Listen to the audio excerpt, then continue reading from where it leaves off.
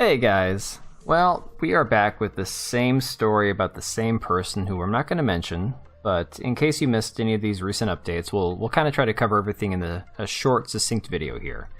Long story short, Bud Light had this thing with this influencer Dylan, who decided that they were going to, give him these cans with this picture on it as, part of the Women's Month and all that crap.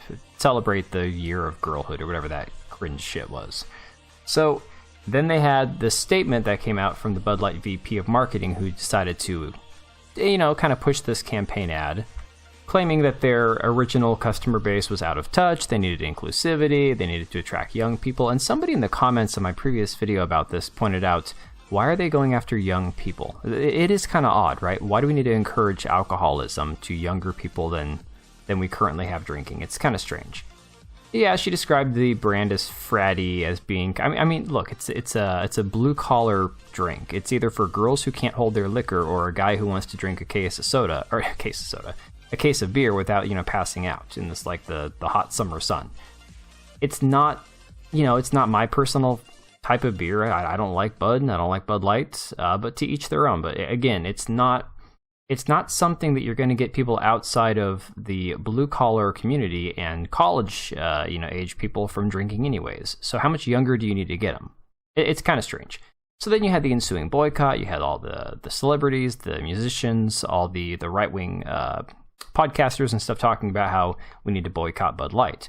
And there's been mixed reviews on whether or not the boycott's actually having an effect on their sales. And we see videos like this from a man in Montana talking about how, I'll summarize, basically their sales of Bud Light are down 38% from the same period last month. So that's significant. It's not nothing. Again, we'll have to see how this all shakes out in the long run. But bars and liquor stores and grocery stores are definitely seeing a massive drop in the sale of Bud Light. It's, without question, it is actually having some effect.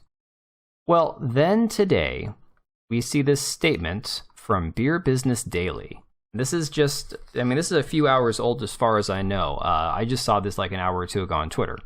So the full statement reads, today we communicated some next steps with our internal teams and wholesale partners. First, we made it clear that the safety and welfare of our employees and our partners is our top priority. Second, Todd Allen is appointed Vice President of Bud Light, reporting directly to Benoit Garbet, U.S. Chief Marketing Officer. Third, we have made some adjustments to streamline the structure of our marketing function to reduce layers so that our most senior marketers are more closely connected to every aspect of our brand's activities. These steps will help us maintain focus on the things we do best, brewing great beer for all consumers, while always making a positive impact in our communities and on our country. I mean, not to be that guy, but what positive impact does a beer company have on their community? Let's be honest. So this is in response to Budweiser, Anheuser-Busch, deciding to let their marketing VP take a little leave of absence, a little hiatus, okay? So Todd Allen is the person stepping in to replace her for now, so they say. So from the Post-Millennial, the controversial marketing exec behind Bud Light's partnership with Dylan Mulvaney has taken a leave of absence as the boycott against the beer brand rages on. Ad Age reports that Alyssa Heinerscheid, marketing VP for the brand since June 2022, has taken a leave of absence, the brewer confirmed. It will be replaced by Todd Allen, who was most recently global marketing VP for Budweiser. In an interview on the Make Yourself at Home podcast, where she basically outed herself as being a complete lunatic.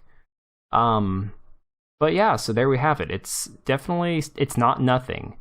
People want to conflate this as just being another temporary right-wing freak out, how it's not going to have any effect, how it's just going to be one of these things where people forget about it in 2 weeks and it's not going to have any legs, it's not going to keep going. But this is not slowing down. This is unlike any other boycott that we've ever seen.